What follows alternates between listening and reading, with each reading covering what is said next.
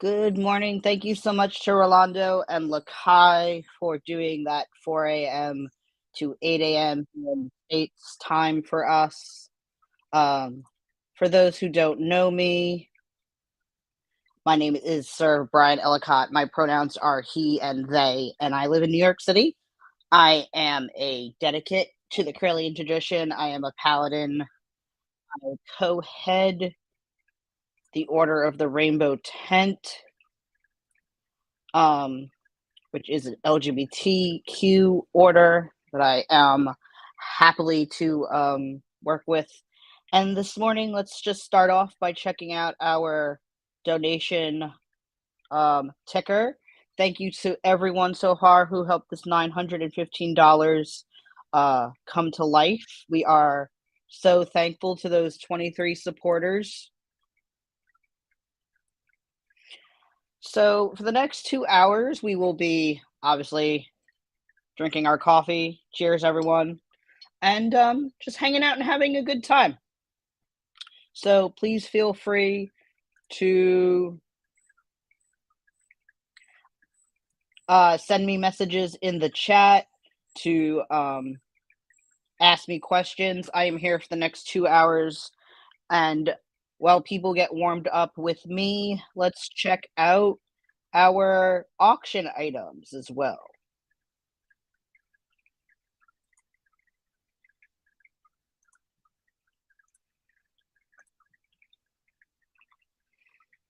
I am heading up the auction and our divination alley for this next, well, less than 50 hours now, thankfully.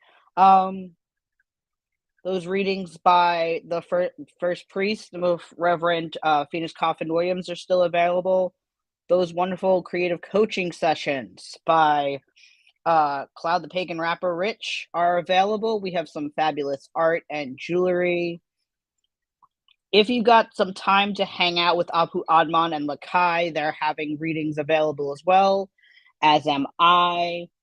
We have 2 fabulous readings available from our Tennessee reader and well-known author, Papa G. We have some readings by our internet sensation, Ravenwolf Greenfield, and then there's some other items, some lovely books that have been published by our first priestess and chancellor, Stephanie Neal, Lady Stephanie Neal. Some candles and a limited edition copy of Rev Don's Super Omnibus of magical incantations and invocations for all occasions. Oh, that's a mouthful, sir. Longest book title I've ever read out loud. So yeah, with that, please feel free to say good morning to me. Let me know what's going on. If you can't see me, someone please let me know from my team that everything is good to go. Thank you so much. See, I am.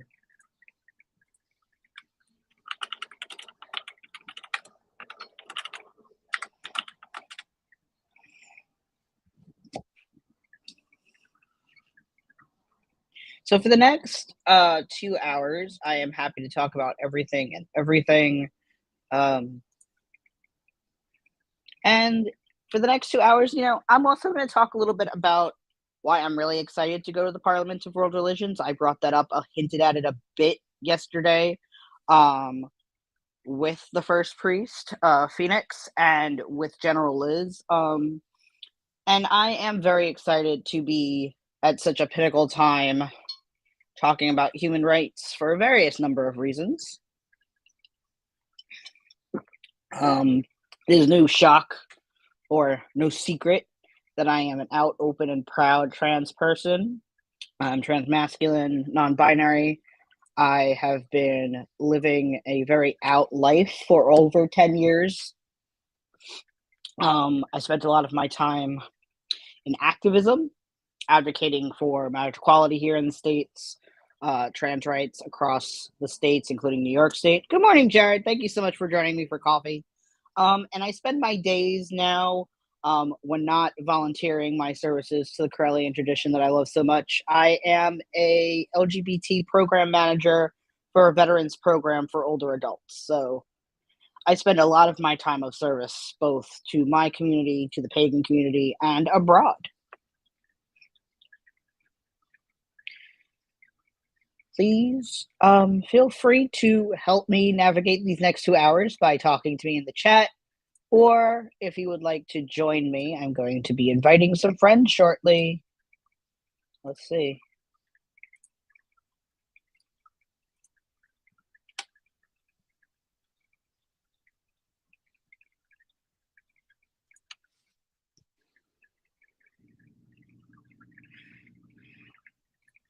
So basically, coffee time is important to me. As I've learned, it is important to many Correllians across our tradition. Feel free to drop in the comments what you're drinking this morning. I have chocolate caramel dark brew, cold brew with some creamer in it. My go-to favorite these days.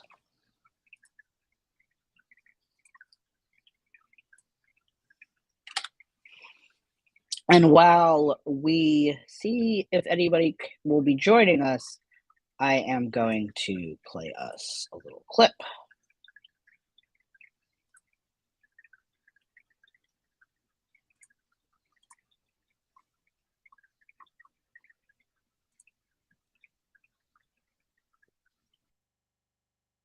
You're watching the 2023 Correllians Live Telethon. The team here would like to thank you for all of your support in assisting us in bringing a contingent of paladins to the Parliament of the World's Religions in Chicago, Illinois, August of this year. We are trying to raise $10,000 to assist with the basic needs of housing, food, and travel expenses. Here are some words from the members of the event team on why it is important that we reach that goal.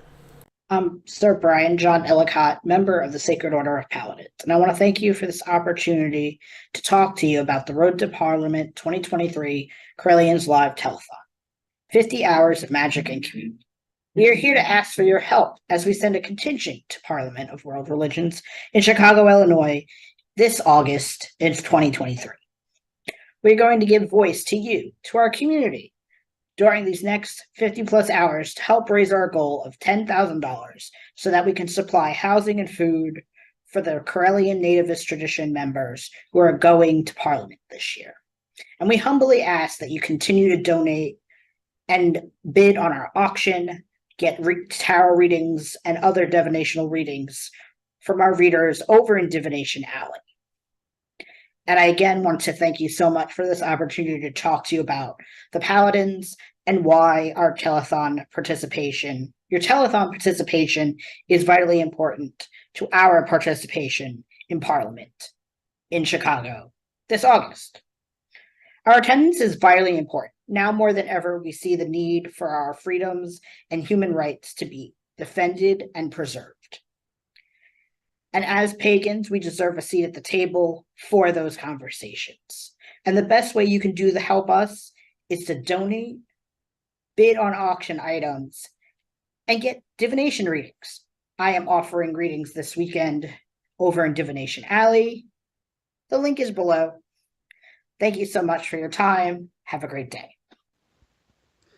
One of the best things about Parliament is one of the best things that we need in our society, which is unity, compassion, and fellowship, which is something I'm extremely looking forward to. And I hope that this will be inspiration for the future in helping us to be more as one in a community. So join us, continue to join us. Thank you for sharing and liking our posts, and please continue to sponsor us. Hi, I'm Reverend Mary Hawk, and I am a member of the Sacred Order of the Paladins. Why are we going to the 2023 Parliament of World's Religions? Because representation matters. It's important that pagans be there to show that we are a growing tradition, that we are a viable religion and we need to take our seat among other world religions. Hello, everybody. I am Reverend Sir Richard Donahue, also known as Cloud the Pagan Rapper, and I am a member of the Order of Paladins. Now, to help us send a contingent to the Parliament of World Religions, to me, means one thing: community. It's the idea of coming together with multiple faiths for common goals. And it is paramount for the pagan community to have a seat at that table. And I, for one, am very, very proud that we are afforded this opportunity to do so. But to do that, we do need your help. We're trying to raise $10,000 so that we can feed and house the contingency of paladins that will be going to the Parliament. And it's through your help that we're going to be able to get there and represent the community in the best possible way that we can. So please, smash that donate button. All right? Smash that donate button. You can go to Correllians.live to donate. And I want to thank you guys for taking part in the telethon, okay? Check out our auction. Get yourself a reading from Divinationality. Do all of the things that we have provided for you throughout these 3 days, and let us come together in community and achieve our goal and allow us paladins to go and represent us at Parliament. Thank you very much. May you all blessed be.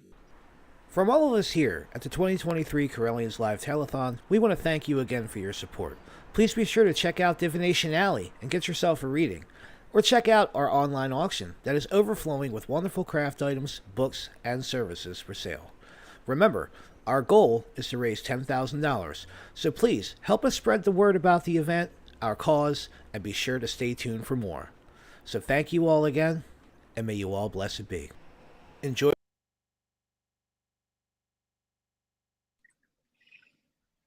All right, and we're back. So we had our brief donation break early up, so we could start smashing those early day goals. And I'm going to bring on Reverend RG. Hello. Morning. Good morning. And I'm going to bring on Miss Julie, our house mother. Yes. I think she's just here audibly, so but that's okay. So, how are you this morning? I'm good. I have coffee. Life is good. Life is always good. All right, cheers. Nostrova. So, what would you like to talk about this morning? We have 2 hours. Well, less than 2 hours now, thankfully. Well, yeah, there's so far from what I've heard, everything's going brilliantly. Welcome to the telethon. Just to reinforce, donate. It's for a good cause. Not only is the Parliament's here in my hometown, but your donation is going to help change the course of paganism as a whole, especially with the Parliament. So this weekend, as much as it is about us and it's about the Paladins, about everything, it's also about you as a community. So before we even get started, I encourage everyone, if you haven't yet, really donate. That this is a unique cause. If you've never been to the Parliament, go to the Parliament.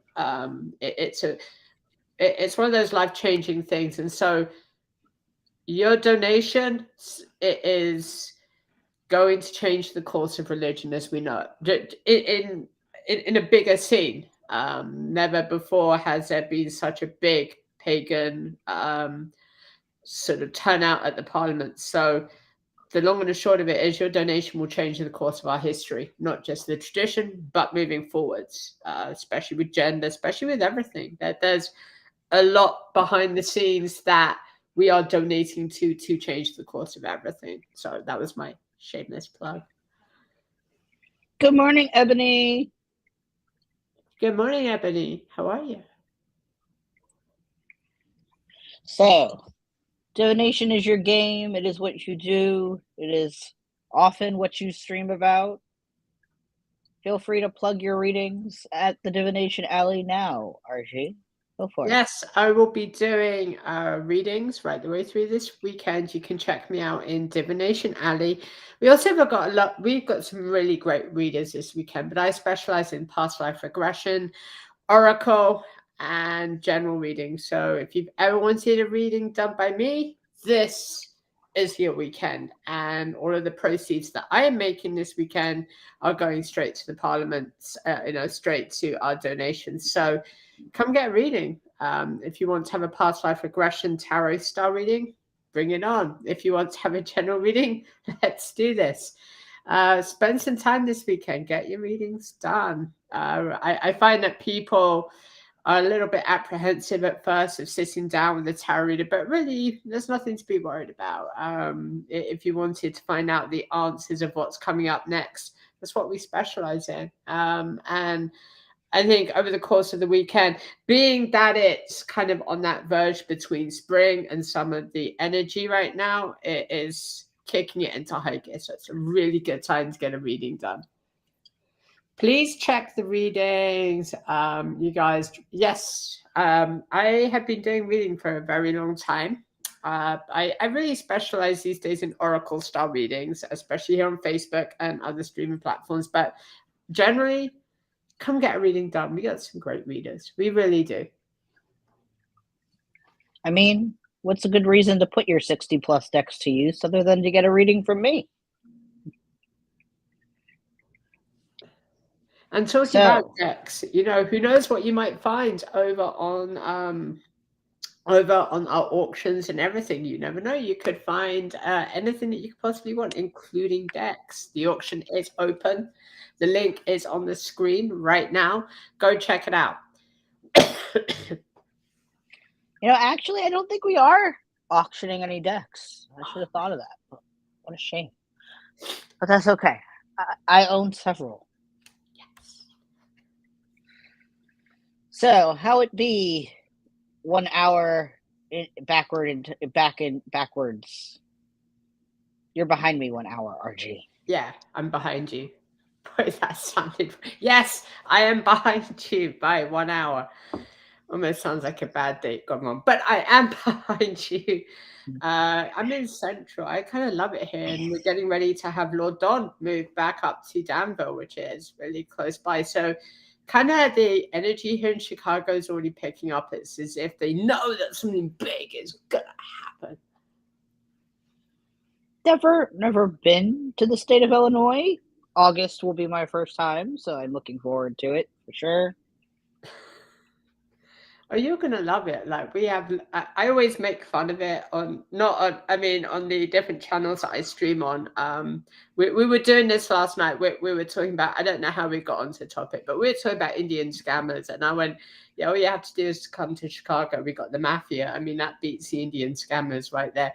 And it is true. Chicago's history is very unique, but when you're in the environment, it's just awesome. It really is.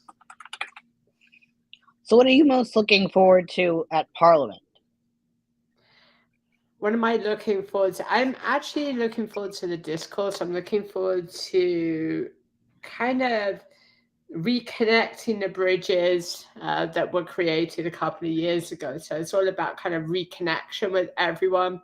I'm looking forward to promoting and to see paganism and the Correllian tradition finally kind of get its seating, if you want to call it that. So I'm kind of looking forward to what is going to come next for the next 5, 10, 15 years of the world's religions. What are the real talking points, right, as compared to what the media think the talking points are? Because there's two different things. When it comes to the world's religions, the media doesn't really ever properly report it. The thing with the parliaments is we're going to know what's coming up. we're going to be talking about what's coming up, whether it's gender issues, whether it's about global awareness of diversity within religions, and of course the diverse religions themselves. So that's what I'm looking forward to. I'm kind of looking forward to the discussions. I'm looking forward to the people. I'm most definitely looking forward to seeing what we as a tradition will bring moving forward, how we're going to help shape not just this year, but next year, the year after that, and how we're going to grow now that we're on the center stage. Yeah, I think I'm looking forward to, at least here in New York City, when people think like interfaith and clergyship, they think the major book religions of the world. I have some great friends who are rabbis and imams and pastors and priests and all that, but they always seem to leave out a few things. My favorite thing was seeing a Buddhist meditation before a proceeding of the New York City Council, which was a little different, and some people didn't know what to do. They didn't know whether to like sit, stand. It was a very confusing time for them because they had never done a meditation. It was always just some sort of like prayer of some major book religion, so they knew the etiquette for standing and like closing your eyes and bowing your head. But for the meditation, they were like, "Oh, you mean I could sit down? I don't have to stand up for this part?" So it was an interesting time for sure. So I'm looking forward to seeing how all world religions sort of assimilate and hang out together and what that looks like. Yes, it's definitely a very unique experience, and it changes your it changes everyone's perception who's there. People come in with certain perceptions of what, like, what does a rabbi look like? What is it? What does a Catholic look like? Right? What are the robes? And then they go to the parliament, and then their whole impression about religion's changed. It's a night and day change that's instant. It's, oh, so that's what you guys are doing. And you see it in people's eyes. They have that aha moment. It's like, oh, yeah, that makes sense. And if you want to check out a website for what we're talking about, I dropped it right down there. Right. So, what are your plans for this weekend? While we're doing this live stream, are you going to be watching most of the time, checking out the music block? What's your plan? My plan is to do as many readings as possible. I'll be checking out everything. So I'm going to be hovering around. So definitely doing readings. I'll be hovering around, helping out where I can. We got music weekend coming up. We got Ebony Nash. We got Cloud coming in. It's going to be a great party. Definitely, when we look at pagan music, I think people don't give it the credit that they should give it. It's very inspirational when you guys hear artists like we have here at the tradition, when you hear Ebony, when you hear Cloud. It's not just educational, but yes, it's entertainment, but it's much more than that. These are the real voices, right? There's nothing engineered. There's nothing kind of like pseudo political and all of that. And let's market Nike or other brands. We're real people. They're real people. Everyone's a real people. So yeah, I'm looking forward to the music. It's going to be great. I'm looking forward to seeing the other readers. I'm looking forward to seeing how everyone watching interacts with all of the hosts, with the different programming. I think that's going to be good. I'm really interested to see how the auction goes. And most importantly, checking out this coffee time, which is kind of cool. Get to start the day the right way with us being us. Like a lot of times when you do streams, and I was talking about this about a week ago, and we had a couple of brand new streamers who are like, well, aren't you YouTubers meant to be all scripted? And I'm like, I haven't used a script in 12 years. I'm not going to use one now. But yeah, it's true. Sometimes when you watch streams, everything's scripted. With us as pagans, we don't do that. So it could be swearing. It could be off the wall jokes. It's the unpredictable part of it. And I think that's kind of the cool thing to watch, is just we are who we are. And so this weekend, I'm looking forward to that. I'm just looking forward to that kind of real entertainment, like real coming together. I think that's going to be awesome. We have a question in the chat. Woohoo! What was your first ever tarot deck you ever used? All right. I love questions like that. My first deck, believe it or not, was the Toth. Why start basic when you could throw yourself off the deep end and go head first? That's how Bryan rolls. But yeah, so that was my first deck. And the person whose house I was in, that was their words exactly to my parents. With other pronouns, but basically it was like, oh, they took the hard route first. Okay, well, you should watch that one.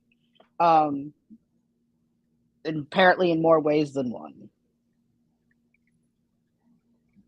Exactly, Ebony. Yeah, starting light. That is exactly what happened. Yeah. No. He went easy mode. Yeah.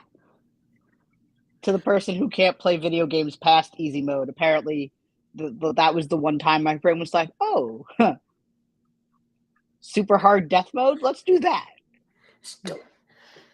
I have to be honest, my first deck was the Rider-Waite Tarot deck. That's how I was I learned the very oldie English way, which was use the Rider-Waite Tarot deck because you can't go wrong with it. Then I moved to the to Crow's Magic deck. But I'll say it's true, the Rider-Waite deck is very good at teaching because it makes you think. The artwork is also really awesome. It's one of the original decks, meaning it has a lineage attached to it. But yeah, that was my first. I got it here somewhere. It's when we moved, I still got boxes and boxes I haven't gone through. So it's in one of those boxes. It's probably in the last place I would expect to look. But yeah, Rider-Waite Tarot deck. I used that for about 15 years. And it was my favorite deck. It just, even holding it, looking at the artwork, reading the accompaniment book. Now, usually I cheat because I never read the accompaniment book, but there's something with that deck that kind of draws you to the messages itself. Now, you could memorize the messages if you want, but with me, I just looked at the book. I'm like, yeah, that's cool. It's cool. I mean, for me, I did learn the symbolisms from the book, and then once I did symbolism, I kind of was like, all right, let's just see what happens, and I went from there. Fun fact, since 2016, I have pulled a card a day every day, so that is almost 7 years. Sure. But I've studied tarot since I was 13. I took a break for a little while. New York City sun is trying to mess with my stream. But yeah, so, and then during the pandemic, when we were home and there wasn't, much to do because pandemic, I started my business, Queer Justice Tarot, which, it's a cool name in and of itself. So if you could guess, my favorite card in the tarot is Justice. Equality, fairness. Oh, wait, we're talking about human rights. Look at that. So, do you have a favorite card of any of whether it be tarot or oracle that really speaks to you that you would consider RG in a card? Actually, yeah, mine would be Awakening. That comes to us from the Oracle deck, but it represents this moment, this kind of aha moment where you finally get it, where that voice inside you is gonna really take over. And I think I did this on stream a couple of days ago, but Awakening is a very strong card because we all go through it in life. Everyone does. It's that moment where you finally trust that voice inside you that you know that you're right. And it goes back into this idea of justice as well, social and all of this. It's this point where your perspective is right, where you're aware of the situations around you. So yeah, that happens to be my favorite card. strangely enough, since the age of Aquarius began, that card has been pulled so many times. It's not even funny, because I find that a lot of people that come to readings or do e-readings, that's the card that they're attracted to, because now they get it. Now it's kind of like, oh yeah, that's why I'm feeling this, right? We have men and women who are shifting in mentalities because they get it, right? That final that moment where it's like, oh yeah, that makes sense. So yeah, that's my favorite card. I recently had picked up the Animal Spirit cards by Kim Krantz. And this week, so I pull an animal oracle, an ancestor from the Correllian tradition. I pull just a major, and then I pull a rune every week. And leading up into the telethon, I got some very interesting stuff, but more importantly, I got the bear. And the bear for me is the bear is my late father's totem animal, specifically. Specifically the grizzly bear. So this depiction of the bear is right on track. And then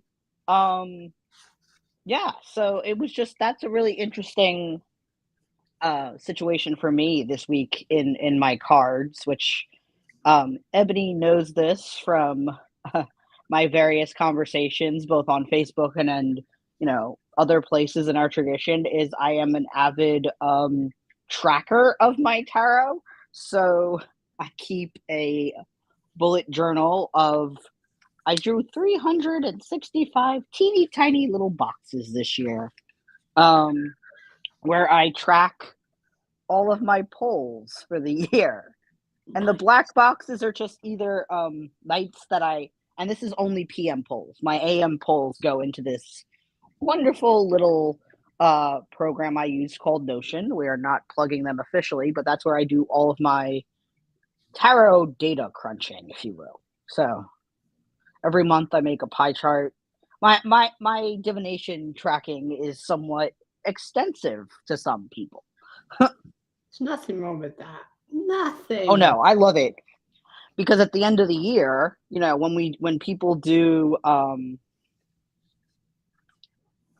you, Ebony. That means a lot. Yeah, I take a lot of pride in my stats. I make pie charts for them. But it also, at the end of the year, when I'm doing my end of year reflections, it helps me to like last year, I had a very balanced year, believe it or not, even though there was some high points. Officially joining the tradition, getting engaged, getting a new job, getting let go from an old job, having a health scare. Believe it or not, all of my polls were sort of balanced. So even with some high points, there was balance in the overall aesthetic of the year. It's that subjective nature that we always talk about, that way you kind of know the answer, but tarot reinforces it. Gives you a nice kick up the backside as well. I find that with people that they already know it, the cards reinforce it, and then eventually they get it. So there's like 3 phases that people go through when they come to readings. It's like, yeah, they kind of know why they're there, and then the tarot card kind of reinforce it, and then a week later they call you and it's like, yeah, that card that you picked, yeah, it kind of spoke to me, type thing. I think that was the I'd been reading for myself, personally for a really long time, and then COVID was like, you need to do something or you're gonna go mad, lose your mind at some point. So you should do something constructive. How about I start a tarot business? Okay, but what is a trans guy going to read for the general population of society? Like, how's that going to go? But believe it or not, there was a moment where a complete stranger, so I knew the person wasn't lying, and I knew that they weren't, sugarcoating it. I had actually hit it on the head, the reading for this person. Scared the bejesus out of them, scared the bejesus out of myself. More not scared because of what I saw or said. I was more like, oh, I did it. It happened. Okay. That moment of, okay, I can do this. It's not just, someone telling me, oh yeah, I resonate with that. No. It wasn't just resonate. There was a full description of of how accurate it was. And I was like, this person doesn't know me. This person is not trying to boost my ego. Like, it really did help them, and it really did resonate. So that was like oh, okay, go Bryan.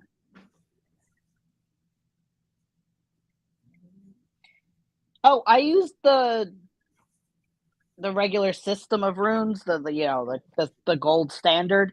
The only difference is I used the card version from with Lord Don's art on it. So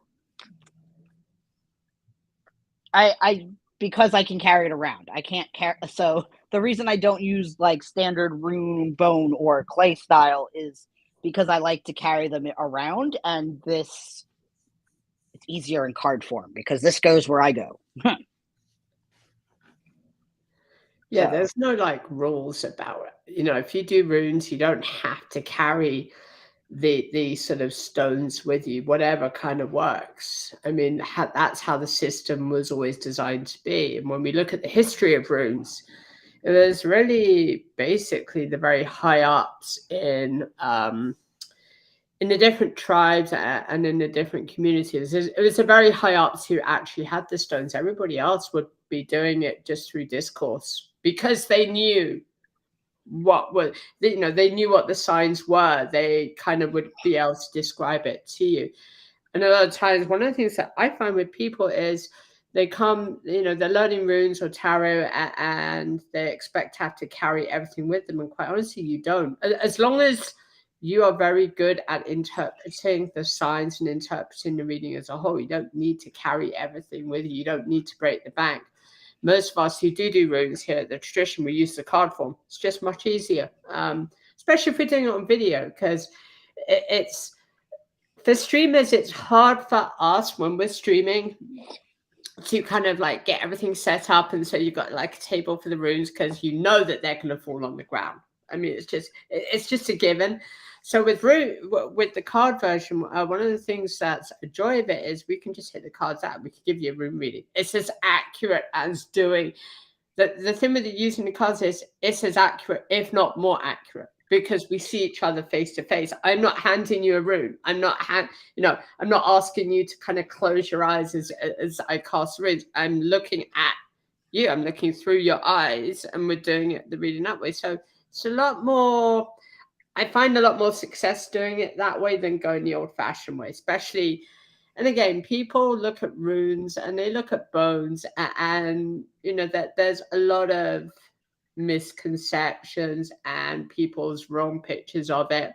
They picture some kind of weird and wonderful elderly lady casting the bones or runes out of a bag, and they get kind of like, oh my gosh, what's going to happen next? But with cards, the way runes are now, I think people have a better, if not more, appreciation for that they really do, because it's like, wow, that's what the artistry means. That's what speaks to me. 5, 10, maybe a week later, they're calling you going, hey, that rune that you showed me? I've been seeing that rune in dreams, or, like maybe they're on a day like today, you're walking outside, it starts raining, you look down at a puddle, and your mind is going to show you that rune symbol. That's when you know that reading has been taken to heart, and it's much easier than just handing you a rune and saying, hey, yo, this is for you. It's just much easier. for sure. And I would say for like all divinational forms, I also recently, well, not recently, I would say in the last 2 years, have really been doing a lot of personal work with my chart in a whole sign, because I don't like the maths. I am from America, born and raised, and I am not a math person. I do truly, though, believe if somebody would have put my natal chart in front of me in middle school and said, learn the angles this way, I probably would have understood it more. And I think it's because that America doesn't use art practically or math practically that you know, that's why it took it literally I only now understand it because I have spent so much time with my chart.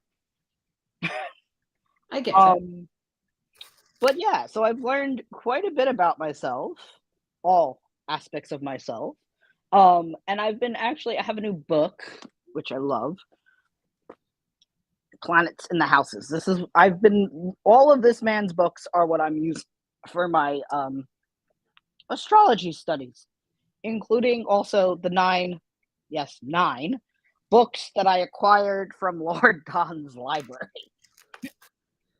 So it's very interesting time for me to be acquiring some of those details.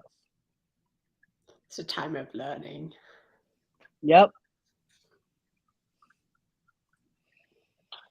I think the great thing about paganism, or at least in my opinion, like this trajectory of religion is like there's nothing you just learn and are done with. It's like a continuous process. Yeah. Oh, very much so. It just, there's one thing and there's not, it's consistent development of the mind and the body, because the more you train the mind, the more you train the body. So what makes paganism so different is in that banner, you have hundreds, if not more, of different religions. So everything is thrown in. I remember that there used to be this awesome dessert that I've seen advertised, like the kitchen sink, and I keep on thinking that's paganism. That there's so much in there. So, here at the tradition, Wicca does take its inspiration as well from things like Shinto, the understanding of connecting to spirit, walking back and forth through Torii gates, understanding how the rules of spirit behave. When we look at things like simple pendulums, right, there's a whole history, a lineage behind them. And the more we learn, the more that lineage becomes available to us, right? So if you picked up a simple pendulum like this, chances are you're going to go back, you're going to learn the history, you're going to learn what the originals were like, how dowsing worked, so the more we reach out and the more we get from books, it makes us want to read, makes us want to explore further, unlike other religions, which is kind of like, yeah, no, the universe was created and yeah, job done. And just trying to make sure For sure. I haven't missed any comments. I'm like, where's the comment, please? I don't think so. I'm so used to YouTube, like when I'm on YouTube and we see the comments kind of like really going quickly. With here, it's kind of slower. So I'm like, wait, am I missing something? Yes, Ebony, you can use it in card form. It's easier. It really is. But it means the same. That the major arcana is pretty much the same as the Elder Futhark. I mean, I'm just going to be honest. The only differences between them is the Elder Futhark was originally designed as a way to explain how the forces of the elements were shaping everything as compared to the hero's journey. That's the only difference. But when you look at the motifs behind the rest of the Elder Futhark as compared to the major arcana, it's the same. And underneath that, the Elder Futhark covers the subjective nature of human reasoning. So it connects things like, if you're having trouble sleeping or if you're kind of having directional issues, the runes will pick up on that. And that's kind of the major differences. But it's still, card form is much easier, 100%. It all is the same symbolism. The thing that I like about card form is, you have, at least for, the deck that was created by Lord Don, is you have the symbolism, which is the pair, and then they give you the wording and the numerology, which is fantastic. So I really enjoy, as a person who is both dyslexic and neurodivergent, having multiple abilities to pick up what the spirit is putting down for me. in all regards. Because sometimes your brain does not pick up on all the cues that spirit is putting down, but there are some symbols that your brain will associate better than others. So I find that extremely helpful and personally. And good morning to Mary Hawk. Hello. Come over and join us. Morning, Mary. Mary is helping us with some restream. So yes, we're putting her to good use. We're making her work.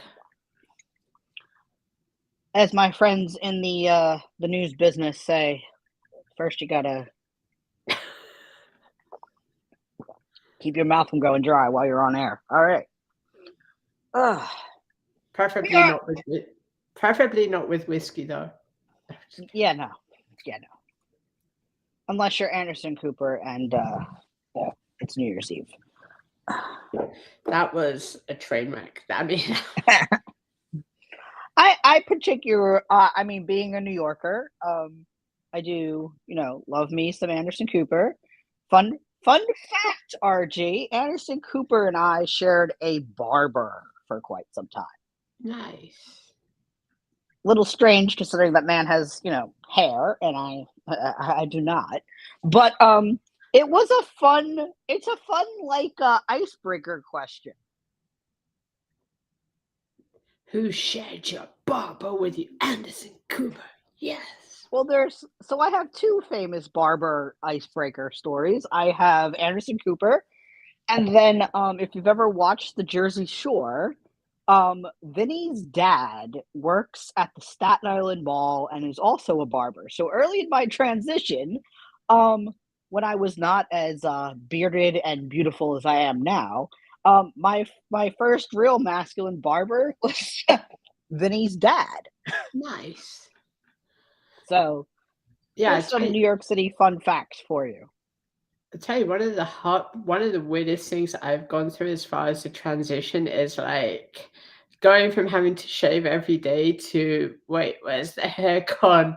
And that it's just the small things, but it's kind of like, I don't know, I feel different. Like this time last year, I didn't even look like this. So it's kind of, as you transition as well, it's all about that spirituality part of it, becoming more and more aware. And you mentioned this earlier about reading, right?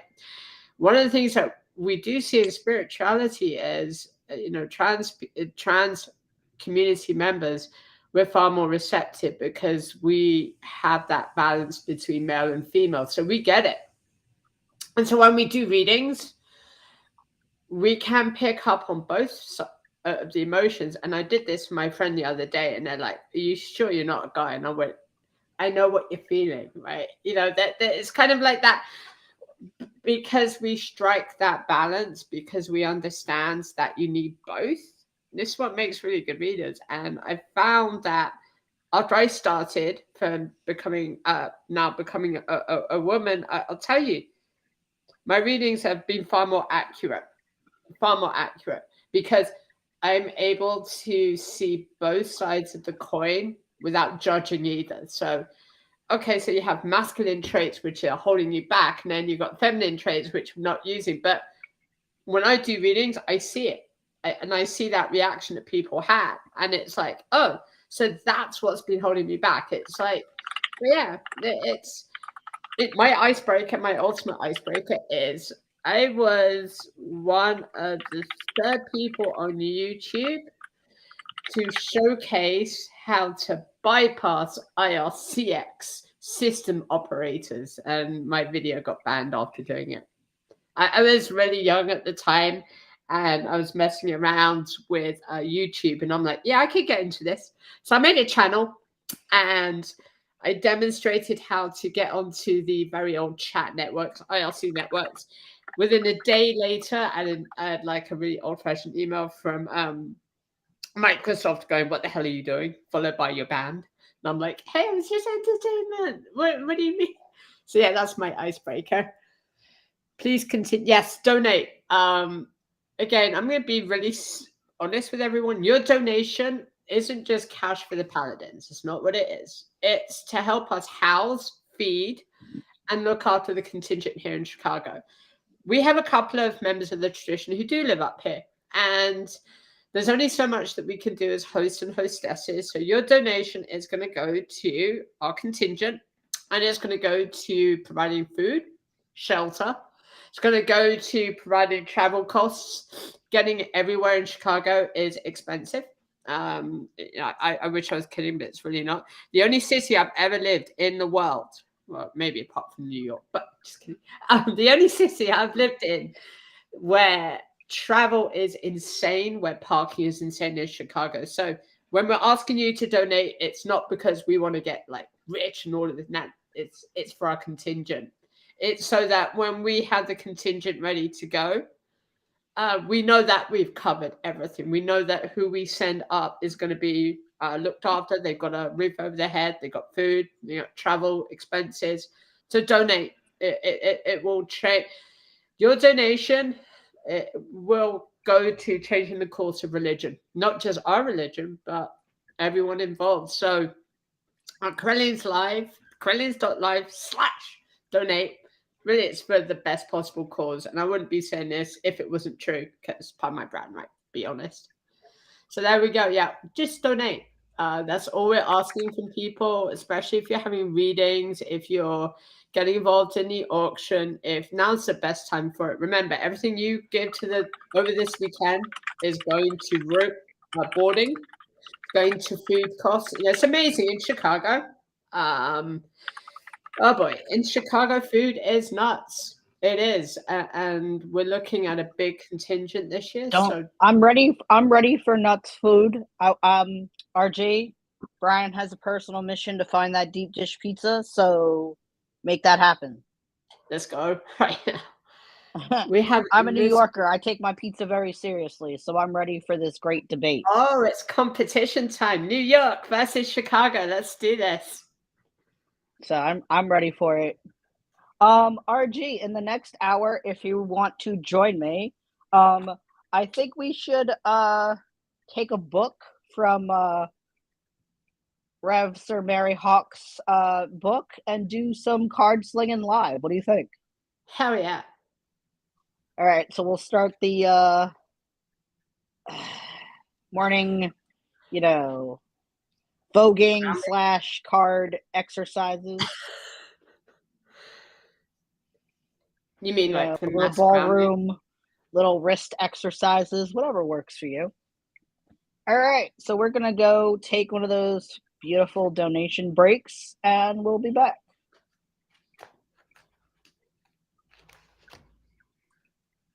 Here we go. Liz can't get in. There's a video for her. Video is not showing. Yep, we're good.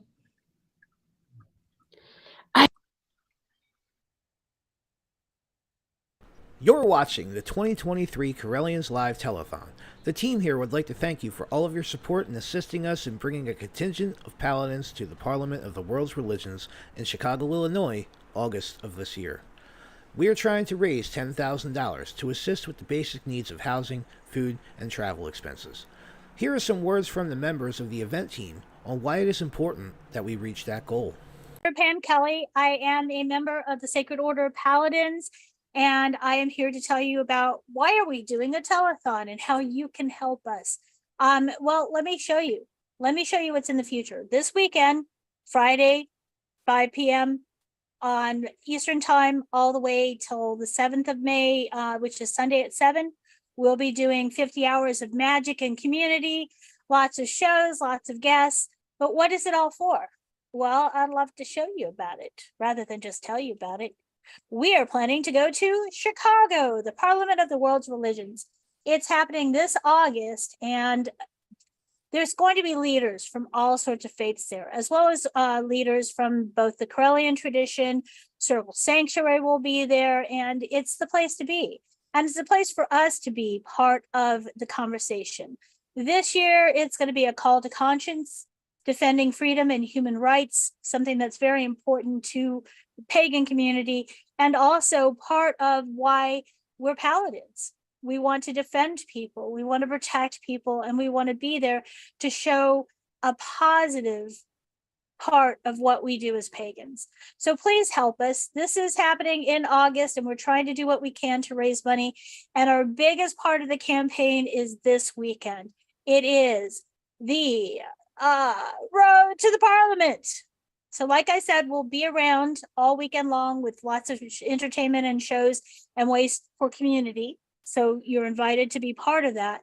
But also don't forget to donate if you can. The best way to donate, there's two ways, is to go to Correllians.live/donate. And here are chances for you just to give an amount. And you can give credit to one of our paladins here, or none. Just give it to all of us.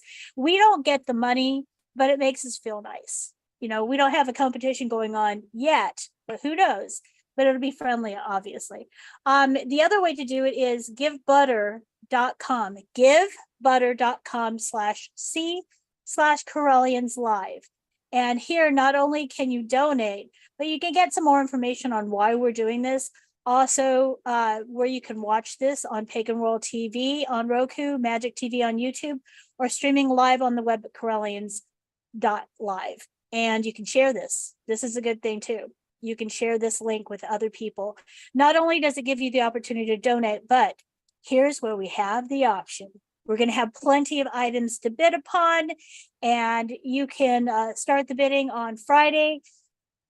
It's going to be fun. There's all sorts of things. A 15-minute tarot reading with First Priest, Most Reverend Felix Coffin Williams. That's great. All these different readings here. Look at that chainmail pentacle wall hanging. Who would want that? I see a bidding war unrolling, unveiling, becoming a thing this weekend. A numerology chart. You know, I don't know if I should look at this right now. I can't bid yet, but we will be bidding all during the event. So please join us and please donate. We really would like to be at the Parliament here, manifesting vibes and support the paladins on our road to the Parliament. Thank you so much for listening and being part of this monumental effort and historical effort. So thank you. Blessings. Hi, I'm Reverend Mary Hawk, and I am a member of the Sacred Order of the Paladins. Why are we going to the 2023 Parliament of World's Religions? Because representation matters. It's important that pagans be there to show that we are a growing tradition, that we are a viable religion, and we need to take our seat among other world religions. From all of us here at the 2023 Correllians Live Telethon, we want to thank you again for your support. Please be sure to check out Divination Alley and get yourself a reading. Or check out our online auction that is overflowing with wonderful craft items, books, and services for sale. Remember, our goal is to raise $10,000, so please help us spread the word about the event, our cause, and be sure to stay tuned for more. So thank you all again, and may you all blessed be. Enjoy the telethon.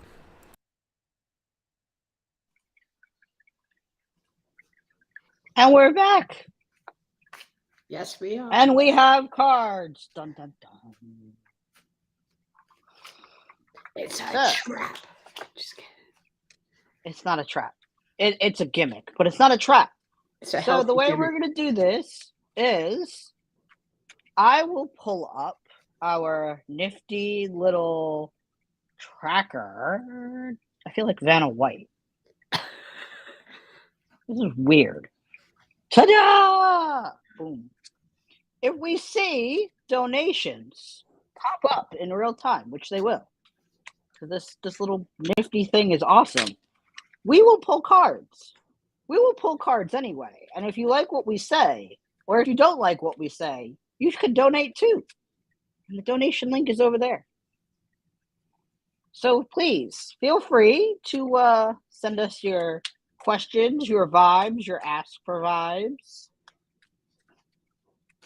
and we'll do our best to see what Spirit has in store for us. I grabbed my trusty deck in a tin, the Aquarian Tarot, because why not? And I got some other decks laying around, because of course I do. Using Crow's Magic, which is one of my oldest decks. Nice.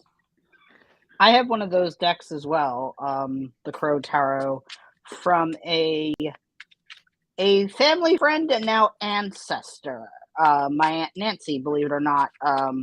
It was gifted to me, and one of her other decks in the bag that she made herself.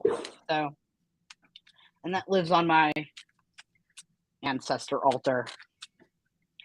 Well, while we're talking about ancestor altars briefly, my ancestor altar continues to obviously gain ancestorship because I work with older adults.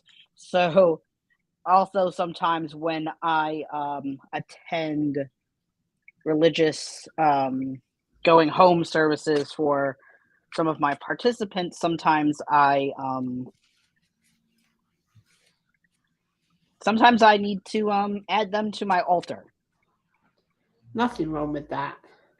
Yeah. So let's see how this goes. Somebody on Twitter just asked me, are you planning to play blackjack? No. Can we do blackjack with tarot? No, we can't. No, Not playing blackjack. No. I mean, you could, but I wouldn't recommend it. I tried doing that on YouTube the other night, and YouTube censored my video. We were doing something like cybersecurity blackjack. It's a weird topic, and the trick was every time I would win a hand, I would have to talk about kind of something in cybersecurity. And we're about an hour into the video, and both of us who were streaming, we decided then just to move to a different network because YouTube was like, you can't do gambling and cybersecurity at the same time. So I've learned my lesson. No blackjack. We're not doing it this morning. Right. No. I'm not that drunk. I'm not that I'm also not that smart, so just randomly. That's just my thing. I'm just not that good. All right, so we have donations currently. 2 hours ago, we have April Ray for 50. 10 hours ago, we have Cosmo. I love him with 100. So yeah, donate right now.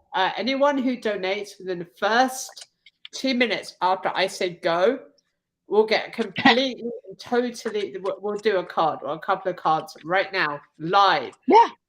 So donate. Seriously, our cards are ready. I'll do live readings till 10. I don't mind at all until our donation break. Seriously, come on, guys, donate if you want to see some serious tarot action flying around this room or our rooms. Let's do this. I was gonna say, I did that once with my partner. I was shuffling, and the cards decided to 78 card pickup across the room, and he was not happy for that moment. He was just like, what was that? I was like, miscommunication. The card said no. All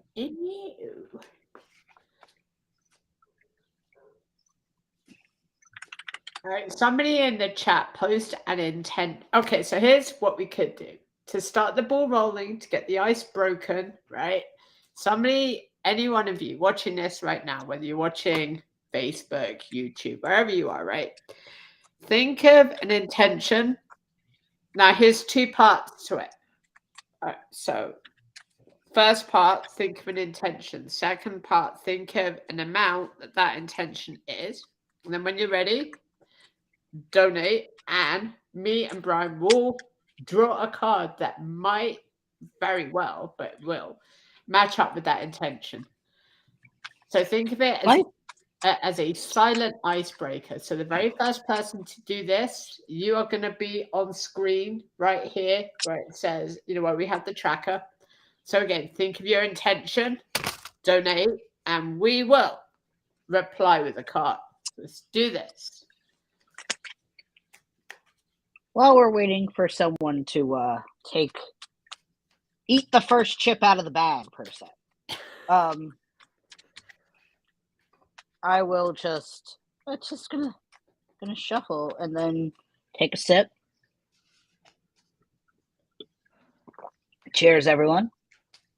Gotta do the pinky up. Yeah, no. This weekend especially. Oh, look at that, folks! Justice. That is not a gimmick. All right. You know how you just pulled that? You know how you just pulled Justice, right? And you know what this weekend represents? Ooh. That's the same deck that I have from my aunt. That's literally the same one. So yeah, this matches our friend Mr. Justice quite nicely. See, guys, this is why I said donate. Me and Bryan are very good at what we do, so let's get your donations going. But I'll give you guys a free reading just with this one. Okay, so I normally wouldn't do this, but just to get the ice rolling, just to show you guys what we can do. Here we go. So this is going to be like our intro ice-breaking donate after this, please kind of card. So let's talk about the night. So really, when we talk about discipline, right, we all have discipline. It should come as to a no-brainer. What are you devoted to? I mean, when we look at this idea of devotion and we look at this idea of kind of our roles in life, what this card is telling you is to question what you're devoted to. Are you following the right path? It sounds like, yeah, because you're here watching, right? But a lot of times what we find is that people just need a subtle reminder to stay to what they believe in, which is a really good lesson to learn, is when you have a card like this and you're thinking to yourself, well, where do I stand in life? The key is, what are you devoted to? So if you like this kind of reading, if you kind of want to see what we can do as readers, donate. And it isn't just me wanting money. No, seriously, we need to help support our contingent. So please donate at the link below. I would love to tell you more about the cards, but we need you to donate. And, I did pull the Justice card. And, I am talking a lot for obvious reasons. I do run a business called Queer Justice Tarot. I love the ability to just pull up my logo like that on the back of my phone. It makes my life so much easier. But yeah, justice, equality, activism, creating spaces for the LGBTQ community. That is my jam. That is literally what the mission of my tarot business is all about. And I don't just read for the LGBTQ plus community. Allies are welcome. I've had lots of allies come to me for readings. Which is amazing. And when I started Queer Justice Tarot, it was literally because I was getting frustrated with having readers who I couldn't vibe with on different levels. I would vibe with them, and then I would feel like I couldn't ask them the questions I wanted to ask because I wanted to ask a question, not 100 questions. Or I didn't want to answer 100 questions. I only wanted to ask one. So, yeah. All right. I just like pulling cards and shuffling, so that's fine.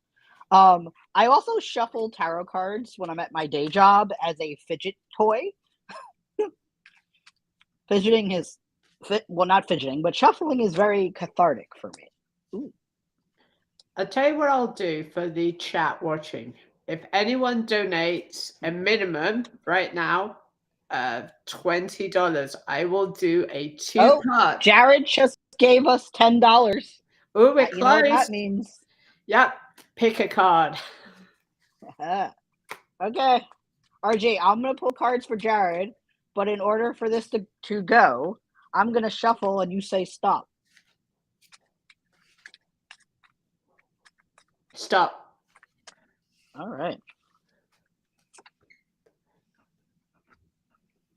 Eight of Swords. Mm-hmm. Now, for me, and we're gonna pull three cards actually: the Hierophant and the Two of Swords. Now, the interesting thing here is for all three cards, two of them are swords, one major, and both of these cards, the first Eight of Swords, the person is bound and blindfolded, but by the time you get to the end of the reading, the person is blindfolded, but the swords are pictured straight up and crossed. So, you've been working and struggling through some situations that have caused you to have to reconsider some of the actions you have taken, and then you have put that reconsideration with whatever deities you work with to your higher power for assistance. And now your deities and higher power have given that work back to you so that you can take up the challenge and work towards that balance that you've been striving for. So, with that, thank you so much, Jared, for your donation. That means so much. And I also want to say good morning to Kai. Good morning, Kai. Thanks for joining us for coffee this morning. And I will pass the reading baton to Archie. All right, let's do this. So I'm going to start shuffling. Tell me when to stop. Stop. All right. First card.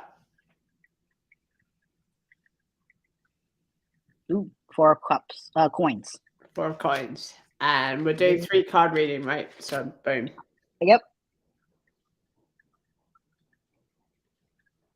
Oh, wow. Is that the Hanged one? Yep. Can't see upside down. Exactly. Good. It's reversed. And lastly, the Empress. Okay, so let's talk about this type of reading. So again, thank you for your donation. We greatly appreciate it. So we talk about things that we take in life can sometimes hold us back when we have, when we're trying to make stuff, when we're trying to make ends meet, there's always going to be restrictions. And part of the thing with the Hanged Man being reversed is that it's coming up. So sometimes when we look at the Hanged Man, right, we have these moments where it is not as restrictive as it sounds. The Hanged Man is at that moment of death. It's at that moment where things are going to change, but because it's reversed, that kind of reverses it. So it means that there's a release from that, right? So you've kind of understood why certain things have to happen. And lastly, with the Empress, it's the Divine Mother. We talk about this idea of femininity and magic, and this idea of kind of getting in touch with our feminine side. Having the Empress appear as your last card is not bad at all. It means that you tap into this side that's very orderly, but at the same time, very, very, very motherly. And so when you think about this type of reading, Jared, that there is restriction in it. There is something that's going to come up that is going to hold you back, that is going to stop you from moving forwards. But at the same time, you're logical enough to have that motherly approach. Now, before everybody yells at me and says, but he's a guy, how can he be I always tell people that when you deal with the feminine side, there's a part of our side which is creative. And when you tap into what the Empress is telling you, she's a Divine Mother. Sometimes being a mother, right, we have to get the bad news. And we have to deal with things which are going to hold us back. And we have to be prepared for those things. Nobody knows you better than your mother does. And that's one of the lessons of the High Empress is she knows you. And once you get a firm understanding that, okay, so if you're going to trust your intuition, that's going to help you out of this situation. So just because you have a reversed card, it doesn't mean you have to sell your home and live somewhere really remotely to escape the bad juju type magic. But there's nothing really bad because the Divine Mother is going to help you weather that storm. It's going to bring this sense of kind of okay, stuff is going to happen. that there's going to be things which are going to hold you back. But you know what, mate? You're going to get through it because you have that divine motherly insight. You have that perception. You have that trait, which is a very cool trait to have. It's one of the traits that we wish more people would have. Trusting their inner intuition and their inner mother side to kind of hold them back and to sort of say, no matter what happens, you're in control. And because you're in control, you can weather any storm. And that's kind of what the hangman does represent, is the oncoming storm. Something is going to stop you from moving forwards. Maybe it has already, and maybe now you're overcoming it. But at the same time, you have that divine motherly approach where it's like, you know what? Nothing bugs me because I'm in control. My intuition is going to help me weather that storm. So overall, Jared, not a bad reading at all. Really not bad. I think there are times when I do tarot for people and they get major arcana like death and the hangman and the tower, isn't to think, oh my gosh, it's bad, but rather what's right about the cards. How do you make the best out of any situation? So just because it's the hangman reverse, don't kind of, I don't know, panic and go into like selling everything and being like, oh my gosh, it's really bad. But instead, think of the positives and think about everything that is going to come up, everything that's held you back, everything that could and will come over the horizon, and use that intuition and see Empress, see through it. So there we go.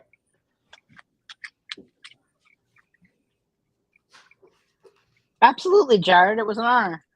So it is that easy, folks. RG's a little more long-winded than I am, but one of us has to be. I as a person with a very short attention span, keep my readings really short so people can see what sticks. Throw the spaghetti at the wall, see if it stays there, if it's done, kind of thing. The first person that donates $20, I will do a oracle reading. Oh. Get it while it's hot, folks. I really would love to see by 10 o'clock us hit that first 1,000 mark. That would be a big dream, a really big goal. I know it's to ask a lot of people, but I want to be the person to see us hit that 1,000 while I'm on the air for the next 45-ish minutes. You know, it's really cool. I grew up watching telethons on the TV. You know, when like networks would do them, and like the Muppets would be on the phone. You could like call like Elmo or Big Bird, or in my case, Bert and Ernie. Who doesn't love Bert and Ernie? But yeah, I think, you know, this is a really cool experience, and to be part of this team has been a real eye opener in terms of like my leadership capabilities and my like work style. So this is really a fantastic experience to be a part of. So, and I'm also an overachiever, so I want to see that $1,000 while I'm on the air, just to say that it happened while I was on the air. I'll tell you what, the very first people, or the very first 3 people that contribute to that $1,000 mark, and this is going to be a really cool offer, I will do a live seance right here. Well, not right now, but the second we hit 1,000 this morning, so the second that 925 turns into a 1, I will do a live seance for everyone right here, right now, to celebrate. Get your donations in. I will do a completely live seance when we hit $1,000. So get it in, get your donations rolling. I will do a live seance, which I very rarely will do, but I will do a live seance for everyone when we hit 1,000. All right. I'm just going to pull some cards because I feel like it while we wait, because that's what I do. Just to give people an idea about live seances, I very rarely will do them. And so if you've never had a seance by me, They are very unique. Who knows what will come through? So here's what we're going to do. The very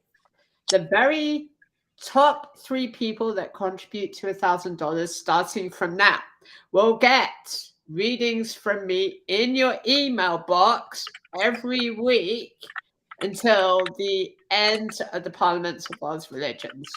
So here's how it's going to work. The top 3 donators, we will message you offline for your email. When we get your email every single week, you will get a reading from me, including the deck of your choice.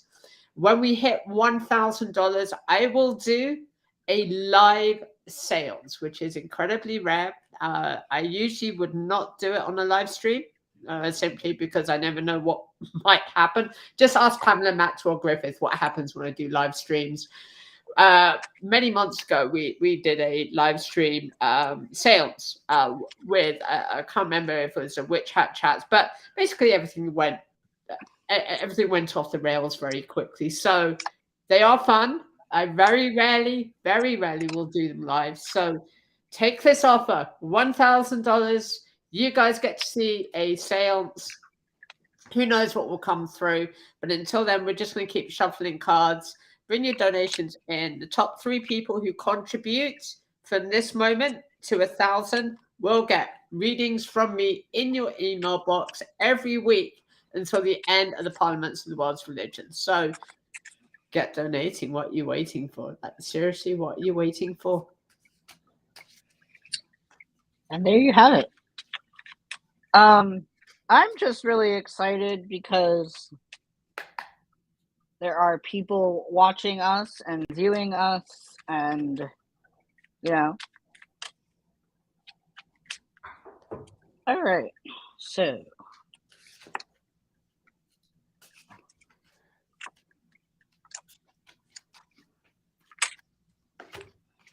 the reason I really like the Aquarian tarot is the old worldly art style. It's very it's simplistic, and the color palette is very muted, but I love the I can't draw. People are like, oh, Bryan, you should make a tarot deck. I can't draw to save my life, but I love this one. It looks like 70s art mustache situation on the Magician, which is cool. I've never seen the Magician depicted with a mustache. They all got mustaches. That's really cool. So that's one of the decks I have close by. What else do I have floating around next to me? The Infinite Tarot Roots. Yeah. I unfortunately have not been able to get my hands on the entire Tarot of Hecate Infinite Tarot, unfortunately. But I do have the Ancestors, the Major Arcana only, and the Runes. So that is that's still something in and of itself. This is my other one. Ooh, I like that one. That one's very nice. Yeah, for those who haven't yet experienced the Tarot of Hecate, it is a unique way of doing tarot. There's over 100 cards in there, where Lord Don is already expanding it. So the Tarot of Hecate is designed to go deeper, much deeper than normal tarot. And it comes with a very good explanation. And then the runes and everything, they're add-ons to it. They're different ways of oh, we got 75 from Kai. Awesome. Yes, you do. Uh-oh. Let's do it. Oh. All right. Well, RG, I will go off screen and let you.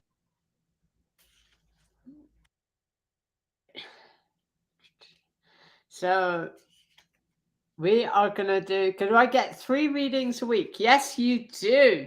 You most definitely do. So what I want you to do, Kai, is to picture just close your mind and just allow yourself to drift. And what we're going to do is we're going to be doing an oracle reading for you. So whenever I do oracle readings, it really is going into a much deeper kind of part of you, right? That's what oracles like. So with an oracle reading, it's about everything that's coming up, everything that you have been through, everything that could possibly be coming your way. So what I want you to do is to close your eyes and just relax. And when you're ready, what I want you to do is to count just from 3 to 1. Just allow yourself to breathe just normally. So the oracle reading that I'm going to do for you right now is from the Fae deck. And we're going to look at 2 cards, most importantly. And those 2 cards represents the elements of night and day. And as an oracle, what we do sometimes is we look at both sides of one person. Sometimes with people, right? We have to look at both sides, the good and the bad, the right and the wrong, the light and the dark. And so let us begin in that kind of side that you keep hidden. And again, we're doing this as an oracle reading, so it's a lot more enhanced. Boom. All right. So this is the darker side, that part that you hide, the hermit, which is this one. Now, uncompared to tarot, when we look at the hermit, we look at this, the Fae quality that sometimes some of the best teachers out there, some of the best thinkers, some of the best storytellers are not who they claim, are not visibly out there. The hermit takes their time to teach and takes their time to show the true logic and wisdom of things. And a lot of times when we look at Fae magic, it's all about the grand understanding of the big picture. What is that big picture of life? And what the Fae will teach you is very simple. That there is no such thing as divine secrecy, that everything that the hermit knows, they have learned over the course of a lifetime. The things which the hermit brings is this idea of truth, unrequited truth, right? Sometimes when we talk about truth and when we are very honest with each other and very honest with those around us, they can't take it because the truth will hurt people. It's kind of why the hermit of any sort has this kind of negative connotation, because people always picture the hermits living in some kind of weird environment, right? But hermits don't mean to, but they do it because part of what they have to say and part of that message that they bring with them is sometimes very painful for others to hear. And there's a part of your quality that has that. Sometimes the people that you talk to and experience and have known, there's a part to that where people can find you sometimes very openly, I would say very open to the point where you take people by surprise. But at the same time, you speak through logic and learned experience, which is also what the hermit brings. The Fae use the hermit as a way to reinforce some of the greatest lessons that we have yet to learn as humans, right? Temperance, patience, the values of education, the values of community, everything that we should take for granted. And when we look at this from an oracle perspective, we look at this idea of something that exists and will always exist and will master this idea of social and political anxiety, right? The other thing that the hermit brings with it is this idea of when to speak, when to act. A lot of times, especially from an oracle perspective, one of the things which really, really, really winds people up with oracles and really winds them up with Fae magic is it's never instant. Part of being an oracle means that sometimes our message can take months, years, can take a very long time to make manifest. But in the idea of the Fae, that's instant to them. The hermit's message is, in their minds, instant. But to us as mere humans, it's very slow. The hermit also teaches you from an oracle perspective that when you look at a book, you have to look within that book. You have to explore that book. You have to know that book off by heart in order to talk about it. I think a lot of times what happens is people, they learn things, they go through life, they experience things, right? It's all about this idea of growth, and but they don't grow. With the Hermit being your card, being the Knight card, right? Being that part of your personality that's kind of like there, but it's not there because there's a part of you that kind of keeps a lot away from public eye. This can affect the spiritual growth because we can only grow when we see others grow. We can only see the full book come to life if that book is allowed to show itself properly, and if you allow the lessons of the Hermit to ring to the community. Throughout the whole history of the Fae, mainly some of the greatest examples of Fae power comes from hermits. It comes from people who, for whatever reason, would prefer not to be seen but heard. There's a difference between being heard and there's a difference between being seen. You can be heard, but sometimes never seen. And this is how the Fae have always been. They're always there. And when we talk about spiritual growth, this is this idea that one voice, all it takes is one voice. One voice can grow an entire wood. This is how the Fae have always taught, have always tried to pass the message of the oracle to us, the humans, is all it takes is one voice. That voice may be quiet or it may be loud, but that voice's message creates and plants and sows the seeds for that woods moving forward. I think part of your personality, Kai, is it's there. But sometimes that voice is held back, and other times it's not held back. But again, the Hermit is not a restrictive card. It's a positive card. You have to remember in oracle readings, it's different from a normal tarot reading from that perspective. But now let's look at your second card, a reinforcing card. Boom.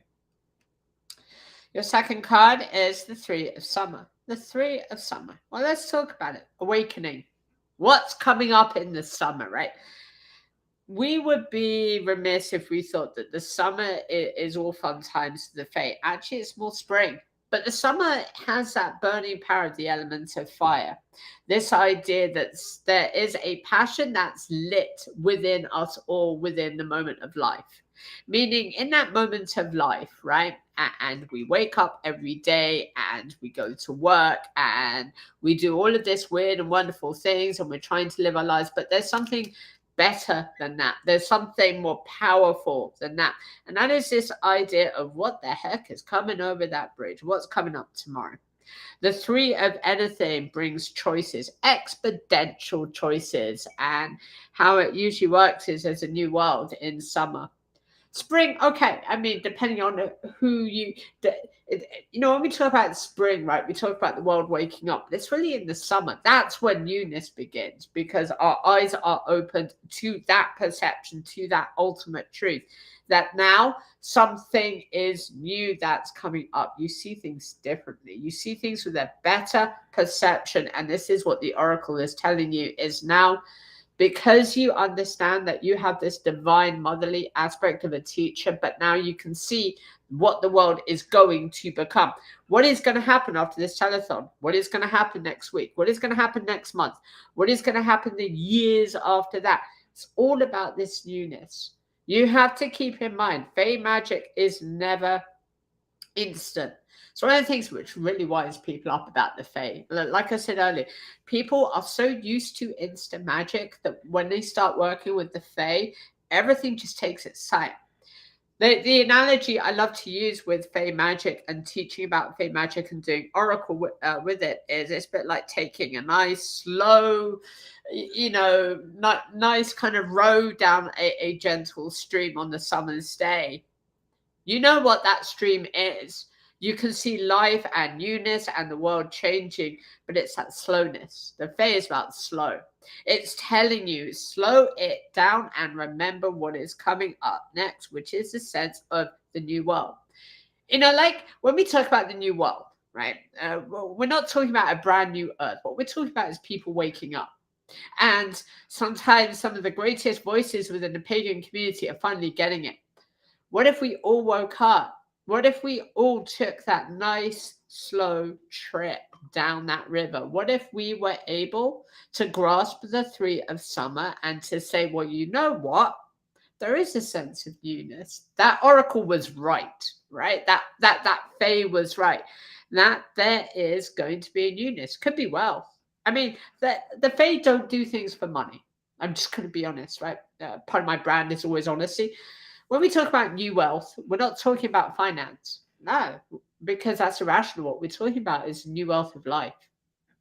And we're talking about new opportunities to grow, to help others, and to encourage others. And that's wealth. Now, sure, you could, as an oracle, easily say, yeah, guess what, Kai, you're going to become rich. But that would be a lie, because that's not what oracles should ever do. We should never give people that kind of message where it's like, oh my gosh, you're going to be rich, because that's wrong. So what I will tell you is that wealth, you already know what it is. You already know what's coming up because you've worked for it, because you have learned it, you have experienced it, and that wealth is this idea of sharing what you know and how you are going to do it, right? The Three of Summer is all about establishing a sense of past, present, and future, and mastering those and being able to share that wealth of knowledge. What happened in the past? Yeah, it stays in the past, but we learn some lessons from it to affect the future, which affects everything.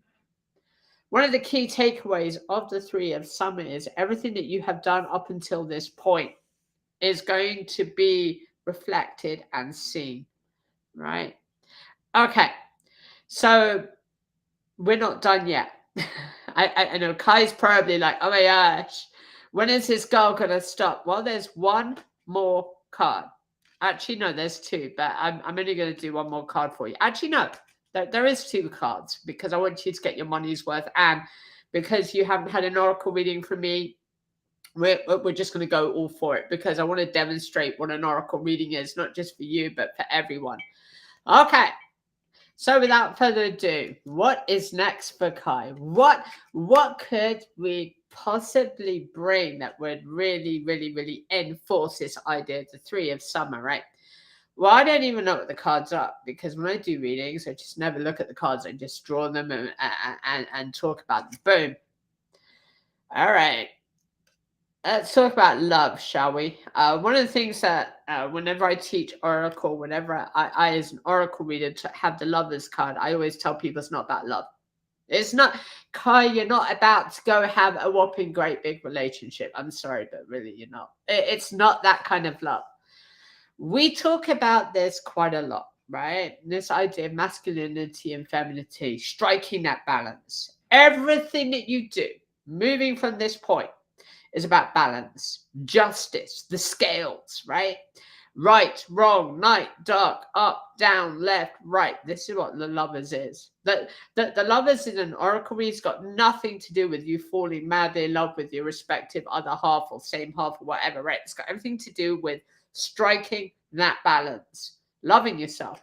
You know, in tarot, we talk about knowing thyself. In oracle, we talk about loving thyself, because unless you do both, you can't live. You can't. Unless you love yourself in the sense that you know that there's a lot of what you think and do and appreciate that could be wrong or right in a certain thing, but you got to love yourself. You got to love all of you got to love your qualities, right? It's very hard for people to do so. Usually what happens in an oracle reading is people get this card and they think, oh my gosh, now I'm going to get married. You know, that gorgeous hunk who lives down the road from me is going to ask me out. No, that's not how the Lovers works. It's about striking and living with that balance. Everything has to stay balanced, right? And we do this as pagans. We really do, because we understand the importance of what happens when we're not in balance, right? So what happens when we're not balanced, right? Well, I don't need to be an oracle to tell you this, but I'm going to tell you anyway. We get sick, insomnia, stress. You know, a lot of times when we get sick and we don't even know why we're sick, it's because we're not balanced. And this is where the Lovers card will make itself appearance, because you've got to love both sides of who you are. So who are you? Okay, so this is one of the mysteries of Fae magic. Who are you?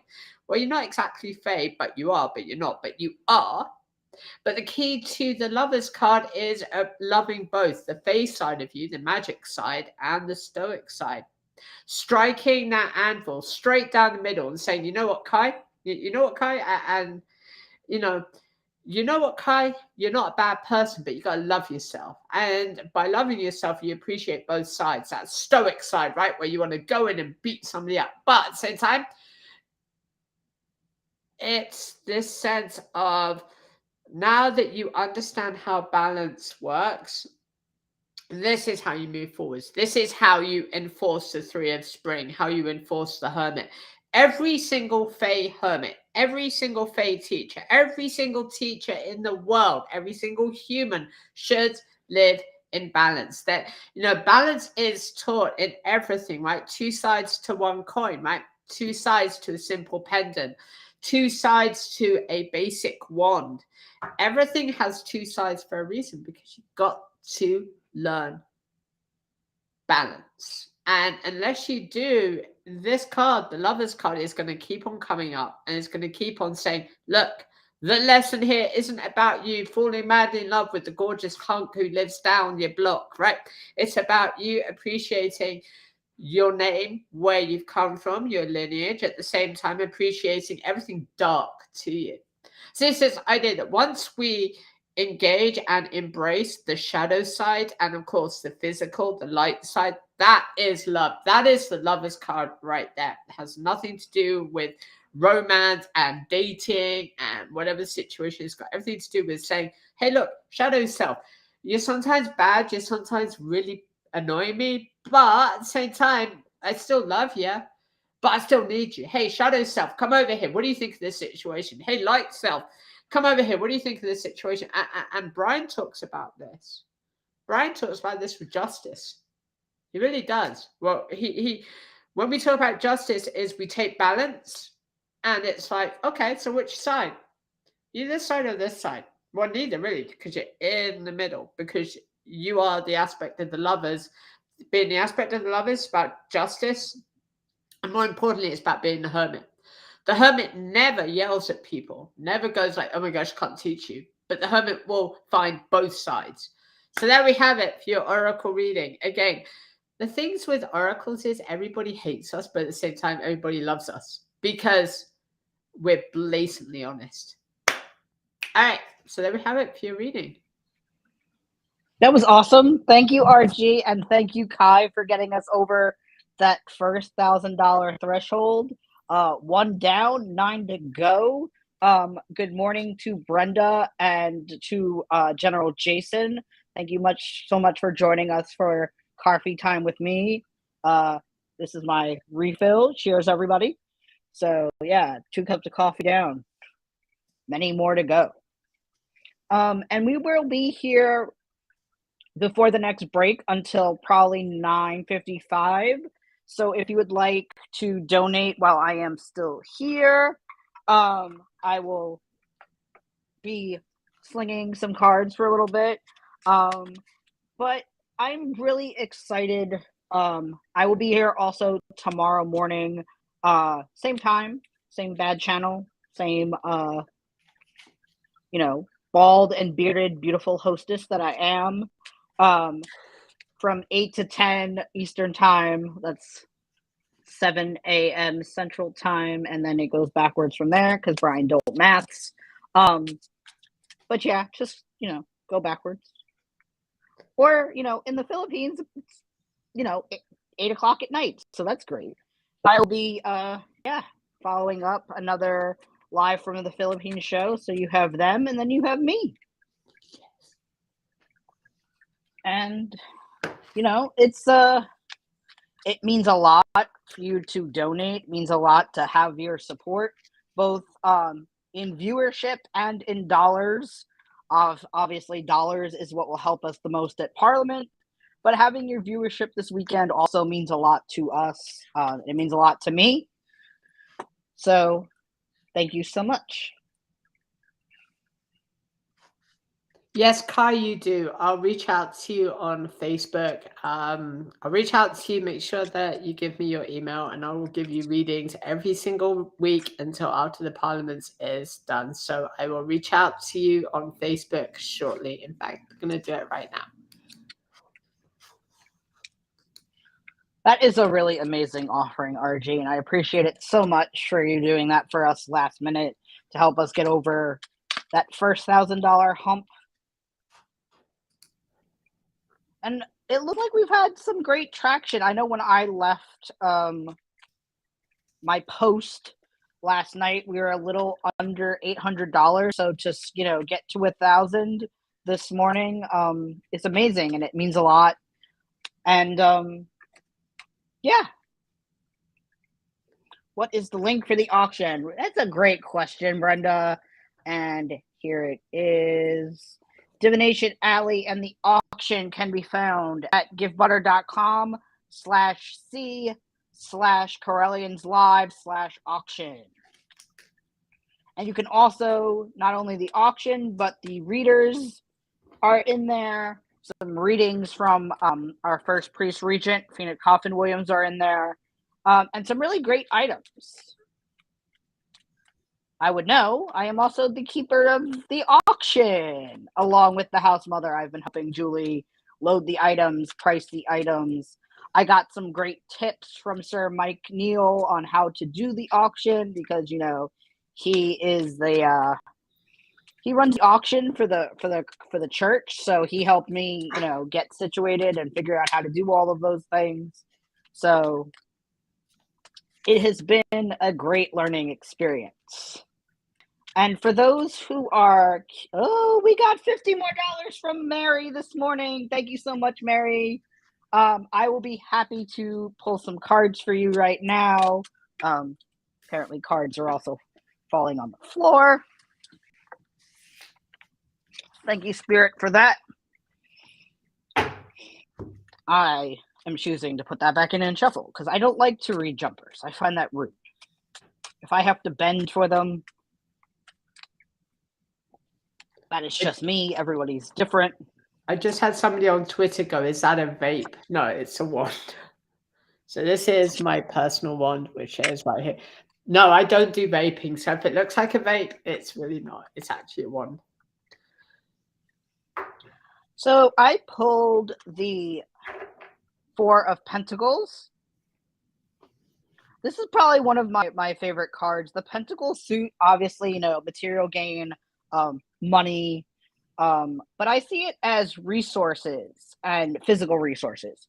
And obviously with the Aquarian Tarot, the ability to balance multiple priorities in the physical realm on and of itself, and juggling both your priorities, your hobbies, your goals.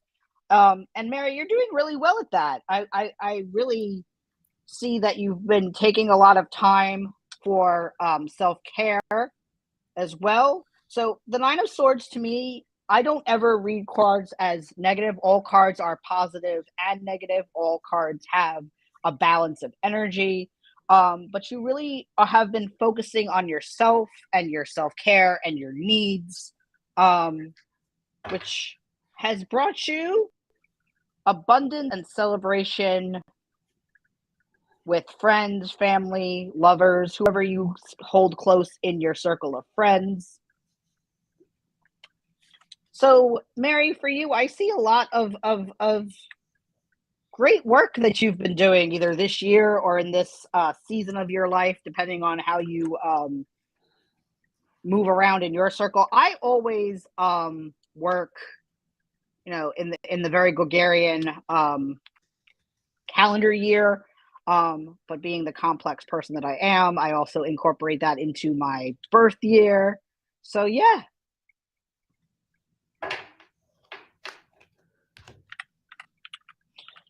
You can pull some cards for her, Mary, for her RG. Mary, okay, I could actually go with that name. Just kidding. Actually, do I look like a Mary? Don't know. All right. So, Mary, you have a choice. We could do a one-card oracle or a standard tarot. Which would you like? Trying to see if I can see her on chat. She's right here.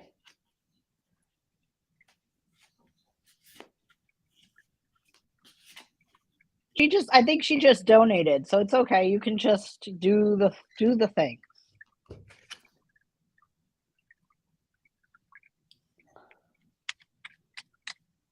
Okay, Mary. So you have the Fool, which is not a bad card at all. The Fool, I always like to talk about the Fool as a return to factory settings because it is. Especially like when we draw the Fool in any environment, it's a bit like when I was kids, we used to play Monopoly, and part of the cool thing about Monopoly is after you get out of jail and everything starts afresh again because you've really messed up and now you've restarted. It's a bit like the Fool, right? So with this card, and I'll try to keep it short and sweet like me, but this card is all about just restarting. You are going to experience something new that may or may not be new to you, but you're going to experience it as if it was for the first time. Factory settings, right? Starting a new trip, starting anything that's new. And a lot of times when we start something new, it can be scary because it's like, oh my gosh, this is new. This is not what I'm used to. But you have to do this part of life. Part of the lesson of the Fool is we don't know anything. Me and Bryan, in theory, both of us together, we don't know anything.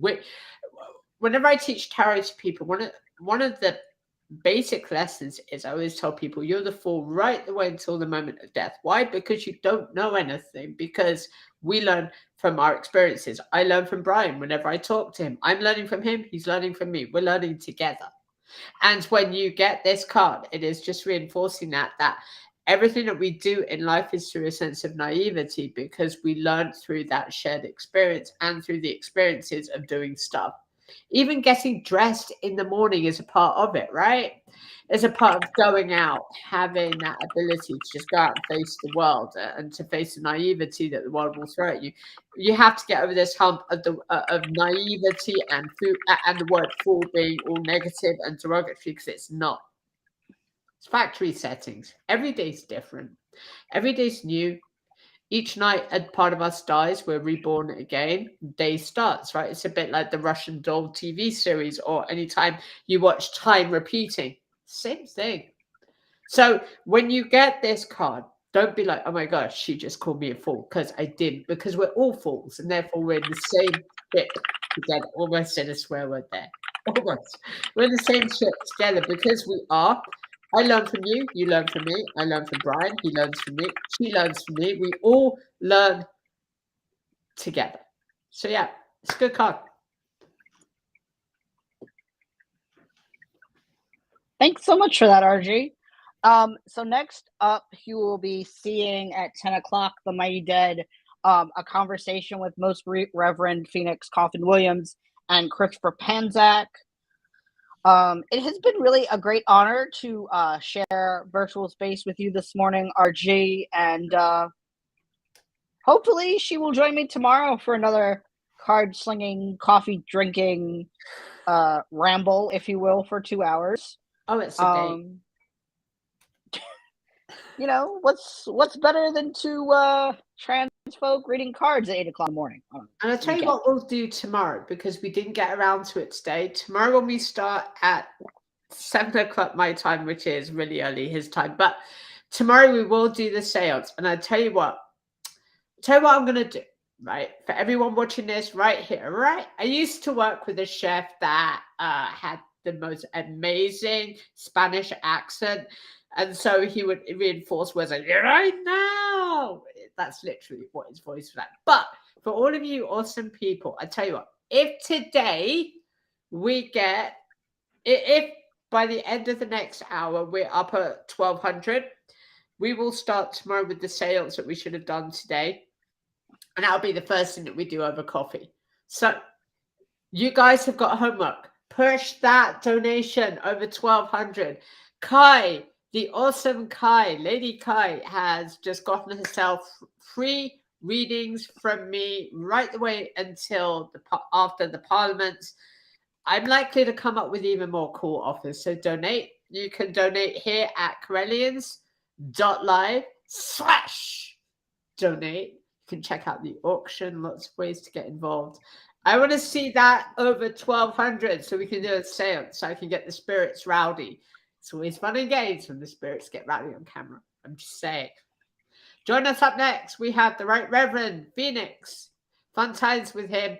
Get donating. Enjoy Phoenix. He is amazing to talk to. He is an inspiration for many, many people. If you've never heard him speak before, if you've never been with him, he is amazing. He really is.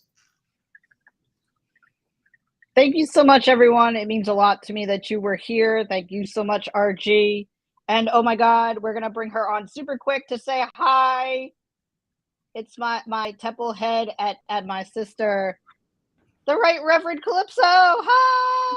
Hi, everybody. I wanted to come and say hello. I know you guys are ending, but I didn't want to miss this. I love you all, and I'm so proud of all the work that you guys are doing. Blessed be both of you.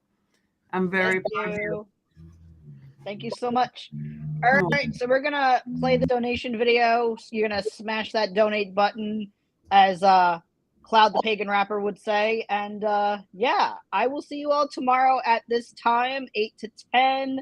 Thank you so much. It means a lot to me. And blessings, and blessed be everyone.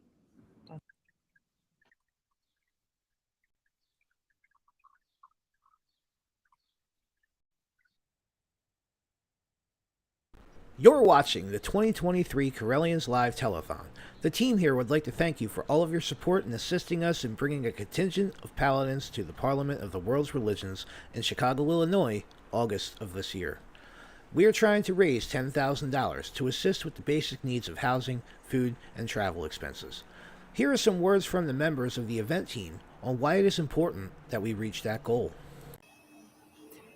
At the Parliament of World Religions in 2023, I'm personally looking forward to broad exposure and deep engagement with various wisdom traditions from around the world, particularly as regards pressing issues from today and future goals for our human journey. I expect that I'll be able to incorporate much of the learning back into my own personal path, as well as share tangible insights back into the metaphysical and spiritual community that I work within. I'm Sir Bryan, John Ellicott, member of the Sacred Order of Paladins, and I want to thank you for this opportunity to talk to you about the Road to Parliament 2023 Correllians Live Telethon. 50 hours of magic and community. We are here to ask for your help as we send a contingent to Parliament of World Religions in Chicago, Illinois, this August in 2023. We're going to give voice to you, to our community, during these next 50 plus hours to help raise our goal of $10,000 so that we can supply housing and food for the Correllian nativist tradition members who are going to Parliament this year. And we humbly ask that you continue to donate and bid on our auction, get tarot readings and other divinational readings from our readers over in Divination Alley. And I again want to thank you so much for this opportunity to talk to you about the Paladins and why our telethon participation, your telethon participation, is vitally important to our participation in Parliament in Chicago this August. Our attendance is vitally important. Now more than ever, we see the need for our freedoms and human rights to be defended and preserved. And as pagans, we deserve a seat at the table for those conversations. And the best way you can do to help us is to donate, bid on auction items, and get divination readings. I am offering readings this weekend over in Divination Alley. The link is below. Thank you so much for your time. Have a great day. Hello, I'm Right Reverend Sir Elizabeth, Program Director of the 2023 Correllians Live Telethon. Thank you so much for tuning in to our weekend-long event as we raise $10,000 to bring a contingent of paladins to the Parliament of the World's Religions coming up in August. We need to house and feed about 20 of us over in Chicago for 7 days. And to do that, we're going to need at least 10 grand. So here's our ask. Go to Correllians.live/donate and make us a monetary donation to our cause. Every dollar helps. We also have psychic readers and an auction you can participate in too. If you can't make a monetary donation, then do us another very big favor and share the event with your friends over social media. You can find us on the Pagan World TV app on Roku, Correllians Live and Magic TV via YouTube, and Correllians.live via any web browser. Thank you so much for your help and enjoy the show. Hi, I'm Reverend Mary Hawk, and I am a member of the Sacred Order of the Paladins. Why are we going to the 2023 Parliament of World's Religions? Because representation matters. It's important that pagans be there to show that we are a growing tradition, that we are a viable religion, and we need to take our seat among other world religions. From all of us here at the 2023 Correllians Live Telethon, we want to thank you again for your support. Please be sure to check out Divination Alley and get yourself a reading. Or check out our online auction that is overflowing with wonderful craft items, books, and services for sale. Remember, our goal is to raise $10,000, so please help us spread the word about the event, our cause, and be sure to stay tuned for more. So thank you all again, and may you all blessed be. Enjoy the telethon.